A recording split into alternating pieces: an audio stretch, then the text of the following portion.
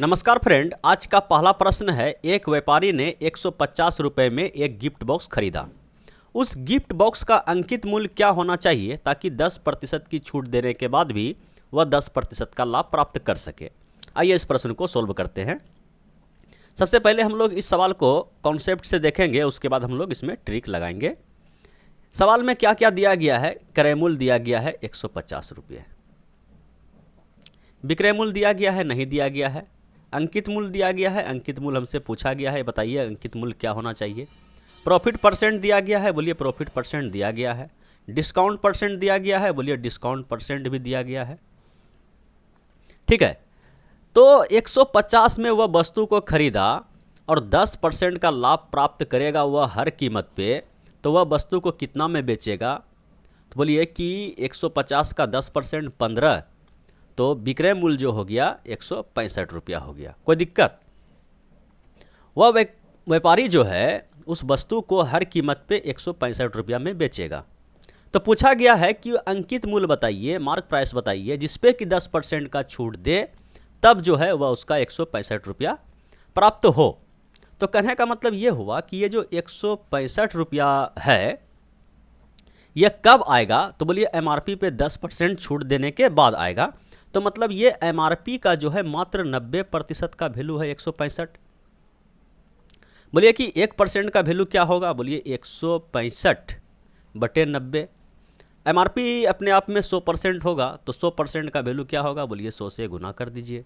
एक जीरो से एक जीरो खत्म, 3 तिया 9, 3 पचे 15, 3 पचे 15, 550/3, 183.3333 चलते रहेगा।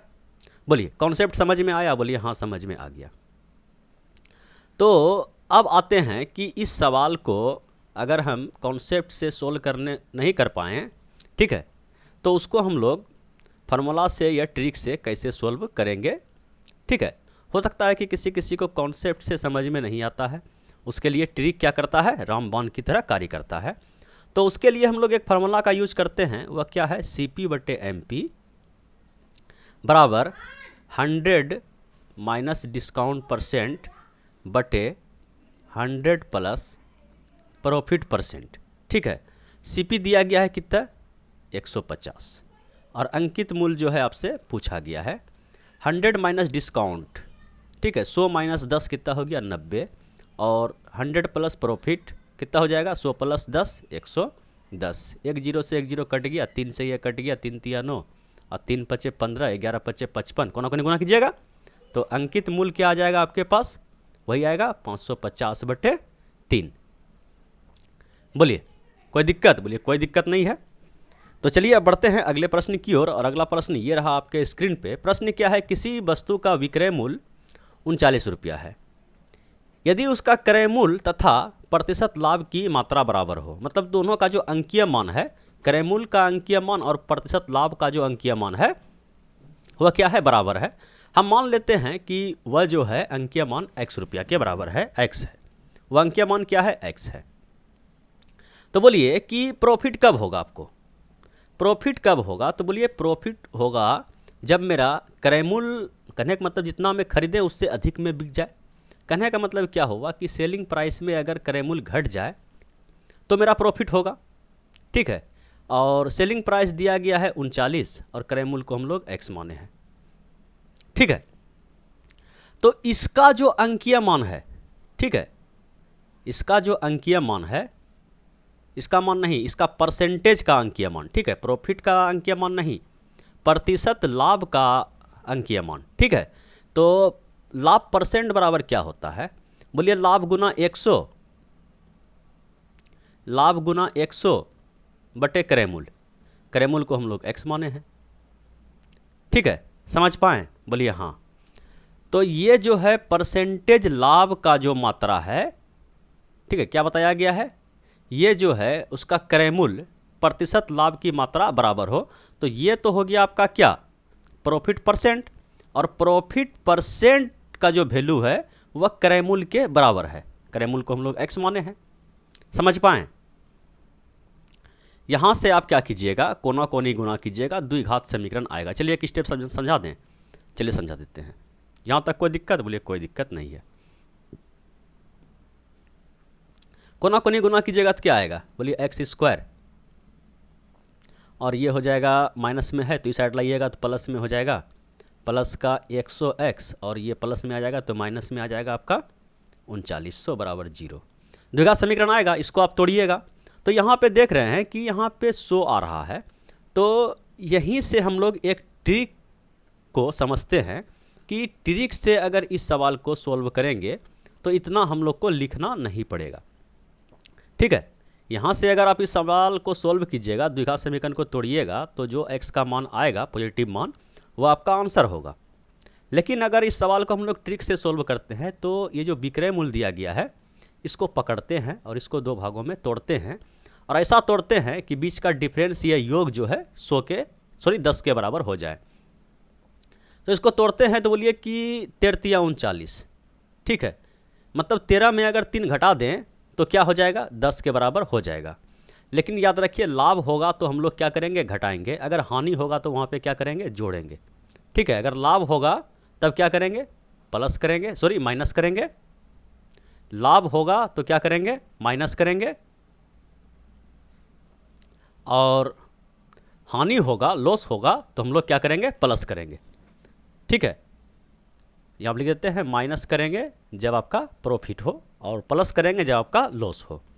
ठीक है, तो यहाँ पे क्या हो रहा है, तो बोलिए लाभ हो रहा है। यहाँ पे क्या हो रहा है, लाभ हो रहा है।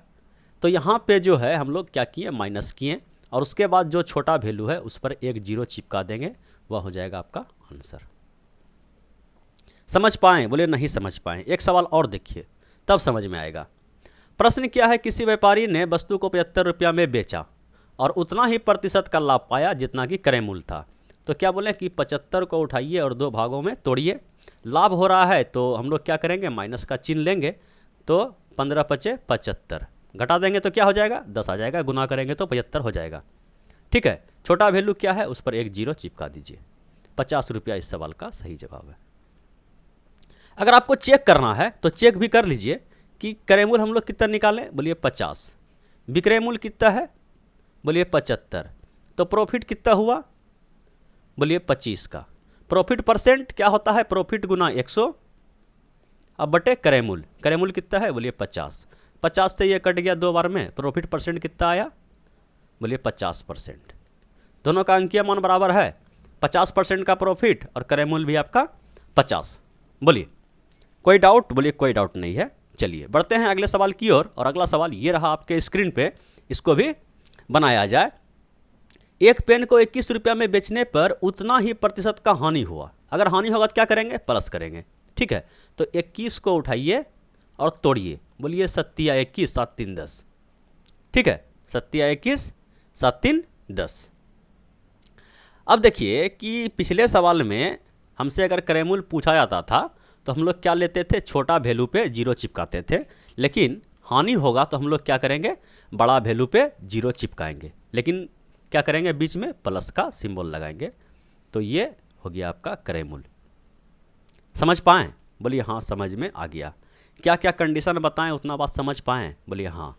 सबसे पहले क्या करेंगे कि प्रॉफिट के केस में हम लोग डिजिट को माइनस करेंगे, और लॉस के केस में जो डिजिट है, मतलब ये जो देख रहे हैं सिंबल बीच का, जोड़ के पुराना है या घटा के पुराना है, तो प्रॉफिट में घटा के पुराना है और लॉस में प्लस करके पुराना है।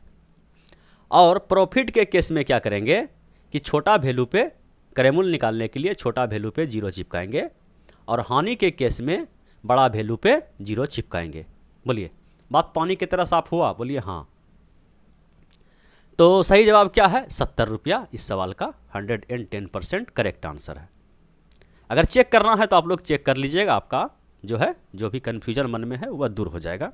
फिलहाल हम बढ़ते हैं अगले प्रश्न की ओर, और अगला प्रश्न ये रहा आपके स्क्रीन पे, इसको भी सोल्व किया जाए। फिलहाल तो इस सवाल को हम लोग होमवर्क में रखने वाले हैं, लेकिन थोड़ा सा सोल्व कर देते हैं कि एक वस्तु को 270 रुपया में बेचा गया।